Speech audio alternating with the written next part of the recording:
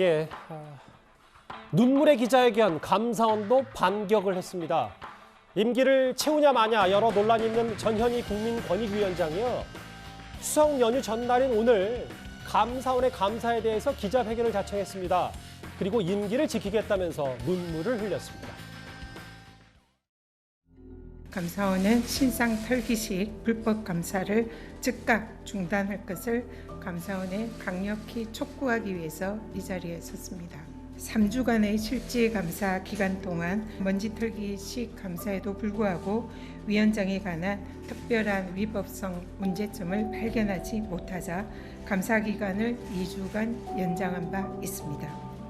그리고 지난 9월 2일로 5주간의 감사원 감사는 종료하였습니다. 정치권의 사퇴 압박과 또 감사원의 표적 감사로 급박이 계속되는 상황에서 죽음과 같은 공포를 느끼고 있습니다. 또한 감사 때문에 고생하고 있는 우리 직원들에 대한 미안함 마음에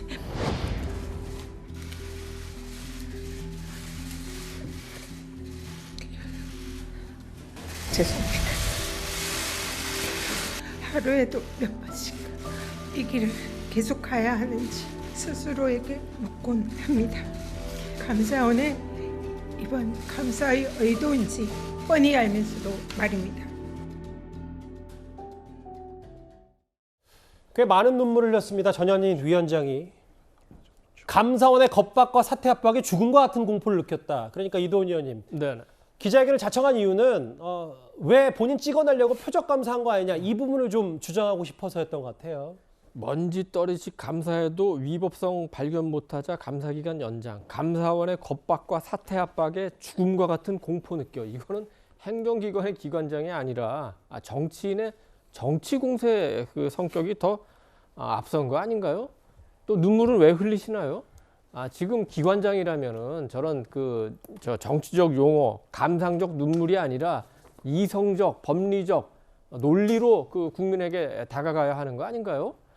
지금 전현희 위원장 본인이 오전에 출근하는 게 아니라 오후에 출근하는 날이 너무 많았다 이런 지적을 받고 있고 또 전현희 위원장을 가까이서 모시는 부하 직원들이 여러 가지 비리 관련된 의혹이 있어서 지금 감사를 받고 있는데 저렇게 정치적으로 대응한다는 거는 부적절한 것 같고 지금 국민권익위원장은 이제 위원회로 돼 있지만 사실은 이제 국무회의에도 참석할 수 있는 사실상 행정기관의 역할을 하고 있는 겁니다. 예. 그렇다면 정권이 바뀌었다면 우리 전현희 위원장이나 이제 한상혁 방통위원장 이런 분들은 지난 정권에서 정치적으로 임명된 분이고 특히 전현희 위원장은 민주당 의원도 하시지 않았습니까? 그렇다면 당연히 윤석열 정권이 알겠습니다. 들어왔으면 예. 거기에 맞는 인물이 다시 자리를 차지할 수 있도록 물러나 주시는 게 도리죠. 그렇지 않고 저렇게 하는 거는 굉장히 염치가 없는 일이다. 그렇게 생각하고 예. 정치인 아니십니까? 정치인은 눈물 함부로 흘리는 거 아니에요. 정치인은 서민의 눈물을 닦아주는 사람이에요. 정치인이 눈물 흘리면 그럼 서민은 어떡하란 말입니까?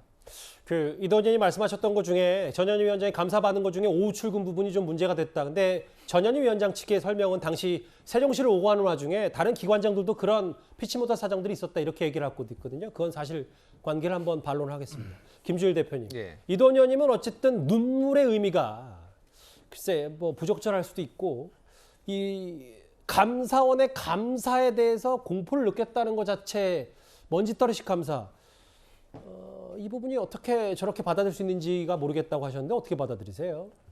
일단 권익위 같은 경우에는 지난해 3월에 이미 감사를 받았어요. 그래서 이렇게 감사가 특별 감사거든요. 이게 그래서 5주 동안이나 이제 이어진 거라서 이거에 대해서 특별히 이제 전 정권에서 임명된 기관장의 기관에 대해서 집중적으로 감사를 하고 있다 이런 의심의 눈초리를 지울 수 없는 것도 사실입니다. 왜냐하면은 방송통신위원회 지금 한상혁 위원장이 있는 여기에도 지금 감사가 진행됐고 기타 등등 여러 기관들이 공교롭게도 다 전 정권 기관장들이 자리를 지키고 있는 곳이에요.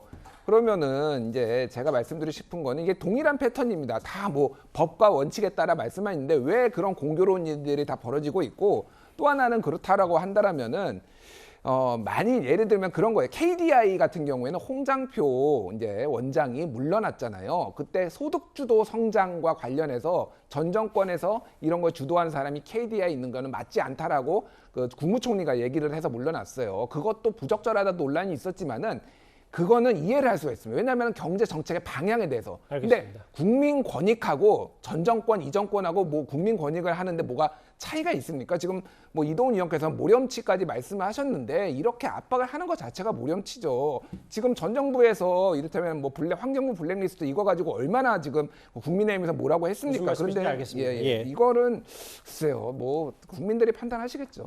그런데요, 감사원은 저 전현희 위원장 기자회견 직후 정확히는 6분 만에 입장문을 하나 냈습니다. 그 전에 과거 감사원 사무총장의 목소리 잠시 듣고 오겠습니다. 지금 감사원이 중립성과 독립성, 전문성에서 심각한 훼손 또는 역량의 약화가 있다라고 생각하시는 거죠? 지금 오히려 바로 잡아가고 있다고 생각하고 있습니다. 중요하고 민감한 감사 같은 경우는 뭐 구체적으로 여기서 감사명을 거론하지는 않겠습니다만 외부적 요인도 많이 느꼈습니다. 감사를 지하다 보면 정상적인 길을 갈 수가 없을 정도로 압박을 하기 때문에 어려움이 많았습니다. 특정 감사 사항에 대해서는 외부적 그 5만 가지 그런 너저분한 압력도 있었다고 분명히 말씀드렸고요.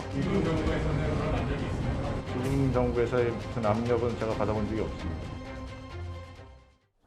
감사원의 얘기는 크게 두 가지입니다. 첫 번째, 감사 기간을 왜 연장했냐?